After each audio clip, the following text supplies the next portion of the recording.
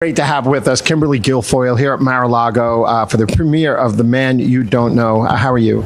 I'm doing really well. I'm super excited about tonight. It was an honor and a pleasure, and what a privilege to be able to speak about someone that I love very much, that I admire and look up to, my great friend of 20 years, President Donald John Trump, 45th president, and looking forward to him being the 47th president of the United States. God willing, he will be put back into the Oval Office. Yeah. And this is a really personal, emotional journey that each one of us, Don Jr., Laura, Eric, Kai Trump, talking about the president in a way that people really aren't familiar with, just all the textures of his personality, of his heart, of his humanity, of his empathy.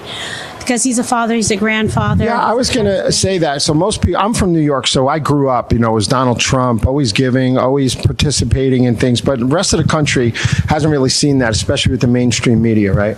Well, he's incredibly generous and philanthropic, both President Trump and the beautiful First Lady, Melania Trump. And really, they're to be admired and revered and looked up to. And tonight is something about sharing the personal glimpse of who the man really is and why he chose to serve and serve again. Everywhere I go around the country, someone tells me a story. Trump helped my dad. Trump helped Shane Bouvet. I met him in Iowa a year and a half ago.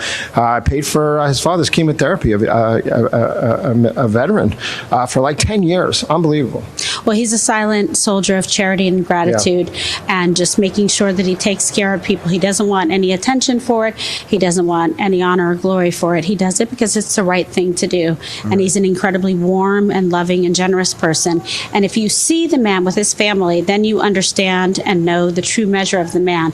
And I hope tonight is just a glimpse into that, so people understand who he is and they open their hearts and their minds to be able to support him to fight for this country like he does every single day.